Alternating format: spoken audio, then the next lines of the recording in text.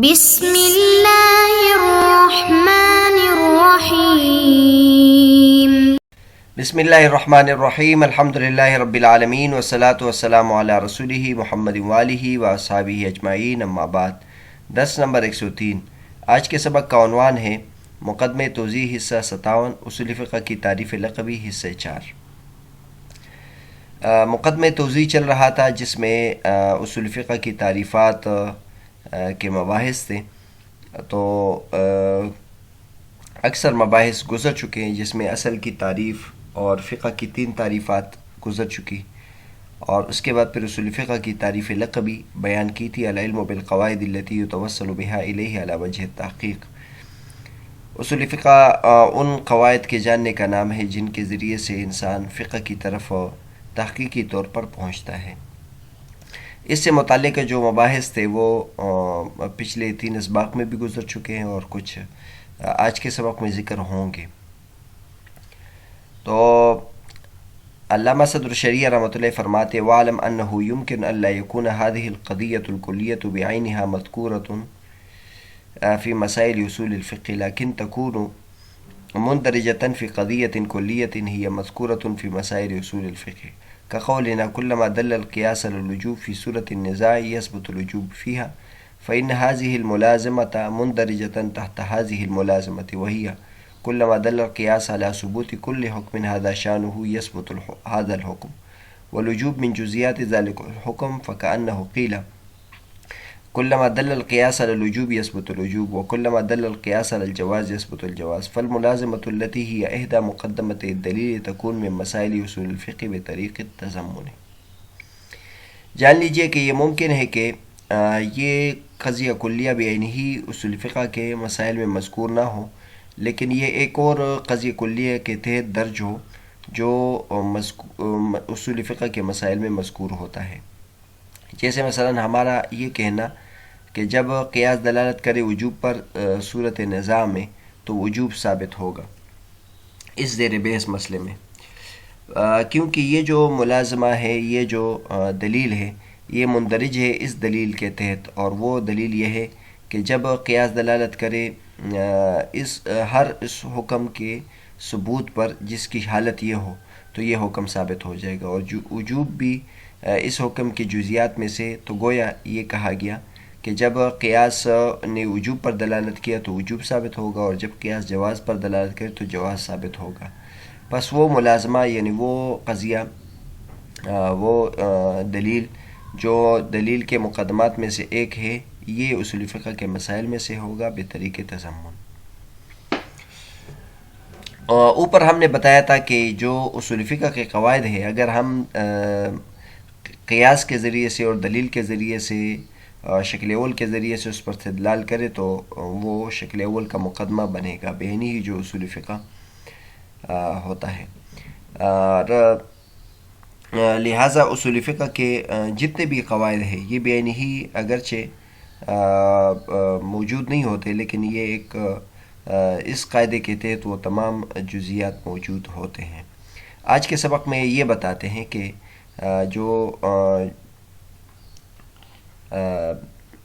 جو بھی مسئلہ ہم زیر بحث جو بھی مسئلہ ہم مستنبط کرتے ہیں کسی دلیل سے، تو وہ انہی اصول کے تحت ہوگا جو اصول فقہ میں ذکر کیے جاتے ہیں۔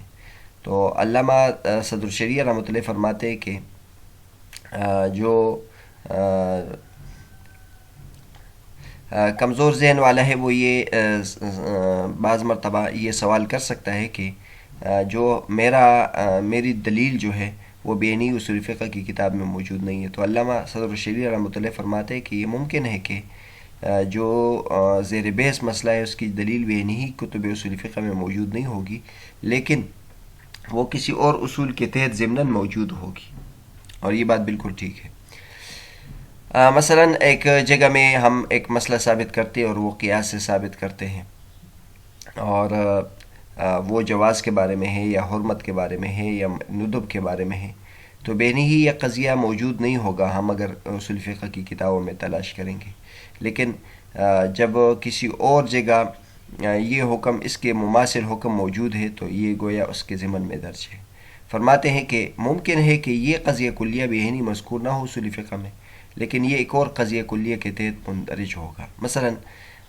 ہمارا یہ کہنا کلما دل القیاس علی الوجوب فی صورت النزاع یثبت الوجوب فیہا، ہمارا ایک مسئلہ ہے زیر بحث، اس میں قیاس کے ذریعے سے کسی مسئلے کا وجوب ثابت ہوتا ہے، کسی حکم کا وجوب ثابت ہوتا ہے، تو اب یعنی ہی یہ وجوب والا ہو سکتا ہے کہ اصول فقہ میں موجود نہ ہو، یہ مثال کے طور پر کہہ رہے ہیں، لیکن یہ اس کے تحت موجود ہے کہ جب بھی قیاس کسی حکم کے ثبوت کے بارے میں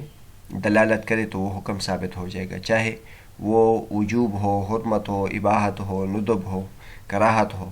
تو وجوب کی صراحت اگرچہ اصول فقہ میں موجود نہیں ہے، لیکن جب یہ قاعدہ موجود ہے کہ قیاس سے تمام احکامات ثابت ہوتے ہیں تو وجوب بھی اسی میں سے ہے۔ تو گویا وہاں یہ قضیہ ہمارا موجود ہے کہ جب قیاس وجوب پر دلالت کرے تو وجوب ثابت ہوگا، اور جب قیاس جواز پر دلالت کرے تو جواب ثابت ہوگا۔ تو ہماری بات ثابت ہو گئی کہ جو اصول فقہ کے قواعد ہے یہ دلیل کے مقدمات میں سے ایک مقدمہ ہوتا ہے۔ اس کے بعد ایک اور تنبیہ علامہ صدر الشریعہ رحمۃ اللہ علیہ بیان فرماتے ہیں، ثم اعلم ان كل دلیل من الادلة الشرعیة انما يثبت بالحكم اذا كان مشتملا على شرائط تذكر في موضعها ولا يكون الدليل منسوخا ولا يكون له معارض مساو او راجح، ويكون القياس قد ادى اليه رأي مجتهد حتى لو خالف اجماع المجتهدين يكون باطلا، فالقضية المذكورة سواء جعلناها كبرى او ملازمة انما تصدق كلية اذا اشتملت على هذه القيود، فالعلم بالمباحث المتعلقة بهذه القيود يكون علما بالقضية الكلية التي هي إحدى مقدمتي الدليل على مسائل الفقه، فتكون تلك المسائل من مسائل اصول الفقه۔ پھر یہ بھی جان لیجئے کہ ادلہ شریعہ میں سے ہر دلیل اس کے ذریعے سے حکم پھر جان لیجئے کہ ادلہ شریعہ میں سے ہر دلیل اس کے ذریعے سے حکم تب ثابت ہوگا کہ جب وہ ان شرائط پر مشتمل ہو جو اپنی جگہ میں ذکر کیے جاتے ہیں، اور یہ بات بھی ہے کہ وہ دلیل منسوخ نہ ہو اور اس کے لیے معارض مساوی نہ ہو یا راجح اس سے راجح نہ ہو، اور قیاس بھی ایسی ہو کہ مجتہد کی رائے اس کی طرف گئی ہو، یہاں تک کہ اگر وہ مجتہدین کے اجماع کے مخالفت ہو تو پھر وہ قیاس باطل ہوگی۔ بس وہ قضیہ جو مذکورہ ہے اس کو چاہے ہم کبرا بنائیں یا اس کو قیاس استثنائی بنائیں، وہ کلیہ تب ہوگا جب کہ ان قیود پر مشتمل ہوگا۔ بس وہ مباحث جو ان قیود سے متعلق ہے وہ قضیہ کلیہ کے بارے میں علم ہے، جو دلیل کے مقدمات میں سے ایک مقدمہ ہے اصول فقہ کے مسائل پر، تو یہ مسائل اصول فقہ کے مباحث میں سے، یہ مباحث اصول فقہ کے مسائل میں سے ہوں گے۔ یہ بہت ہی اہم بات علامہ صدر الشریعہ رحمۃ اللہ علیہ نے بیان کی۔ اوپر ہم نے کہا کہ جو اصول فقہ کے قواعد ہیں یہ فقہ کی طرف پہنچاتے ہیں، تو اب بظاہر اس سے ذہن میں یہ آتا ہے کہ جو ان قواعد کے ذریعے سے ڈائریکٹ ہم فقہ کی طرف پہنچیں گے، حالانکہ ایسی بات نہیں۔ ان قواعد کے لیے بہت ساری شرائط ہے اور ان کے لیے بہت زیادہ موانع موجود ہے، تو متعلقہ امور ہے، ان سب کا علم بھی ضروری ہے، ورنہ بعض مرتبہ ان قواعد کے ذریعے سے یا ان اصول کے ذریعے سے، ان ادلہ کے ذریعے سے فقہ کی طرف انسان نہیں پہنچتا، تو لہٰذا ان شرائط، قیود، احوال وغیرہ متعلقات کا علم بھی ضروری ہے، تاکہ اس کے بعد پھر یہ فقہ کی طرف پہنچائیں گے، اور یہی احوال اور یہی مسائل متعلقات یہ اصول فقہ میں بیان کیے جاتے ہیں۔ مثلا اس کی مثال دی ہے کہ جو دلیل ہے وہ منسوخ نہ ہو۔ مثلا ہم نے یہاں کہا ہے کہ قرآن سے بھی حکم ثابت ہوتا ہے اور سب سے مضبوط دلیل ہے، لیکن اگر قرآن مجید کی کوئی آیت منسوخ ہو تو پھر اس سے تو حکم ثابت نہیں ہوگا۔ اسی طرح اس کا معارض مساوی موجود نہ ہو، ایک حدیث سے اس سے حکم ثابت ہوتا ہے یقینی طور پر، لیکن اگر اس کی مساوی بالکل معارض حدیث ہے جو درجے میں بھی اس کے برابر ہے یا اس سے اوپر درجے کی ہے، تو پھر اس حدیث سے تو حکم ثابت نہیں ہوگا۔ اس طرح مثلا قیاس کے ذریعے سے حکم ثابت ہوتا ہے، لیکن قیاس کے لیے ضروری ہے کہ وہ کسی مجتہد کی رائے ہو، اگر وہ اس نے مجتہدین کی آراء کی مخالفت کی ہو، تمام اجماع کی مخالفت کی ہو، تو پھر وہ قیاس بھی قابل استدلال نہیں ہے۔ تو جو قضیہ مذکورہ ہم نے بنایا کبرا یا قیاس استثنائی کی شکل ہو یا اقترانی کی شکل ہو، وہ مکمل طور پر اس وقت صادق آئے گا جب کہ اس کے یہ قیود پر بھی مشتمل ہوں۔ بس وہ مباحث جو اس قیود سے متعلق ہے وہ بھی قضیہ کلیہ کا علم ہے، اور وہ اصول فقہ کے مسائل سے متعلق ہے، وہ اصول فقہ میں ان کے بارے میں بھی بحث ہوتی ہے۔ علامہ تفتازانی رحمۃ اللہ علیہ اس جملے کے بارے میں یہاں ان مباحث میں علامہ صدر شریعہ رحمۃ اللہ علیہ نے مکمل تفصیل کی ہے، اس لیے علامہ تفتازانی رحمۃ اللہ اس مقام کی زیادہ تفصیل بیان نہیں کر رہے ہیں، اور البتہ بعض جگہوں میں جو ضروری چیزیں وہ ذکر کرتے ہیں۔ فرماتے ہیں قوله ويكون القياس قد أدى إليه رأي مجتهد يعني يشترط ذلك فيما سبق فيه اجتهاد الآراء ليحترز به عن مخالفة الإجماع، أما إذا لم يسبق في المسألة اجتهاد أو سبق اجتهاد مجتهد واحد فقط فلا خفاء في جواز الاجتهاد على خلافه۔ اوپر علامہ صدر شریعہ رحمۃ اللہ علیہ نے فرمایا تھا کہ قیاس کے لیے بھی ضروری ہے کہ اس سے پہلے جو اجماع ہے اس میں اس کی مخالفت نہ ہو، یعنی شرط یہ ہے کہ اگر جن مسائل میں آراء کا اجتہاد پہلے ہو چکا ہے تو اس کے لیے ضروری ہے کہ ان کا علم بھی حاصل کرے تاکہ اجماع کی مخالفت سے یہ بچے۔ ہاں، جس مسائل میں پہلے اجتہاد نہ ہوا ہو یا اجتہاد ہوا ہے لیکن کسی ایک شخص کا اجتہاد ہوا ہے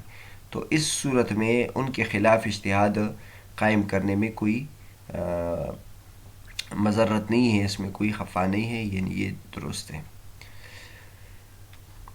آپ کو یاد ہوگا ہم نے فقہ کی تعریف میں بتایا تھا کہ فقہ کی تعریف میں جو مجتہد ہے اس کے لیے 3 باتیں ضروری ہیں۔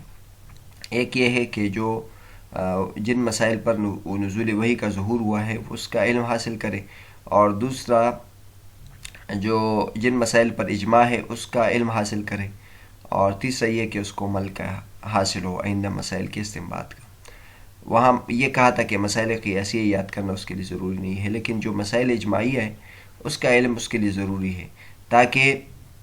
اجماع کی مخالفت لازم نہ آئے، اجماع کے خلاف جانا یہ مضر ہے۔ ہاں، البتہ اگر کسی مسئلے میں پہلے سے اختلاف چلا آ رہا ہے اور یہ اس کا اجتہاد کسی ایک طرف چلا گیا تو یہ مضر نہیں ہے، کیونکہ پہلے سے اس میں اختلاف موجود ہے، لیکن جن مسائل میں پہلے سے اجماع ہے اس میں اختلاف مضر ہے۔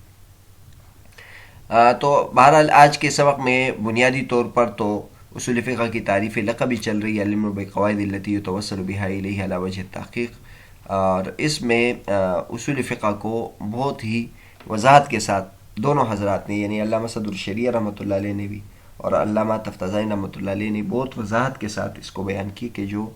اصول فقہ کے قواعد ہیں یہ فقہ کی طرف پہنچانے والے ہیں، اور کس طریقے سے پہنچانے والے ہیں اس کے بارے میں انہوں نے تفصیل کے ساتھ بیان کیا۔ آج کے سبق میں جو انہوں نے بیان کیا ہے وہ یہ ہے کہ بعض مرتبہ انسان کے ذہن میں آتا ہے کہ جو زیر نزاع اور زیر بحث مسئلہ جو ہوتا ہے اس کی دلیل بعینی ہی موجود نہیں ہوتی، لیکن در حقیقت یہ اصول فقہ کے جو قواعد اس میں اجمال ہوتا ہے، تمام جزیات کو صراحت کے ساتھ تو وہ ذکر نہیں کر سکتے کہ مثلا یہ ذکر کرتے کہ امر وجوب کے لیے ہیں اور پھر ان تمام جزیات کا استقصاء کرے کہ فلاں جگہ بھی امر اس لیے وجوب کے لیے، فلاں جگہ بھی امر اس لیے وجوب کے لیے، فلاں جگہ بھی امر اس لیے وجوب کے لیے، 2-3 مثالیں ذکر کر دیتے ہیں۔ اس طرح خاص سے خاص حکم ثابت ہوتا ہے، اس کی 2-3 مثالیں ذکر کر دیتے ہیں۔ عام سے عام حکم ثابت ہوتا ہے، اس کی 4-5 مثالیں ذکر کر دیتے ہیں۔ لیکن جو مسائل ہے وہ تو بہت زیادہ ہے، وہ لاکھوں مسائل ہے، ہزاروں مسائل ہے، تو ہر ایک کا ذکر تو نہیں کیا جا سکتا۔ اس لیے بظاہر وہ جو ہمارا زیر بحث مسئلے میں دلیل تو موجود نہیں ہوگی، لیکن وہ ایک اور کلی کے تحت موجود ہوگی، اور یہ جو جزیہ ہے یہ بھی اس کے تحت مندرج ہوگا۔ دوسری بات انہوں نے یہ بتائی تھی کہ اوپر ہم نے کہا کہ یہ مسائل فقہ کی طرف پہنچاتے ہیں، یہ دلائل فقہ کی طرف پہنچاتے ہیں، یہ قواعد فقہ کی طرف پہنچاتے ہیں، لیکن اس کے لیے شرائط بھی ہے۔ ان شرائط کے بعد انسان فقہ کی طرف پہنچتا ہے۔ جیسے مثلا ہم اس کی ایک حصی مثال لیں کہ یہ جو فلاں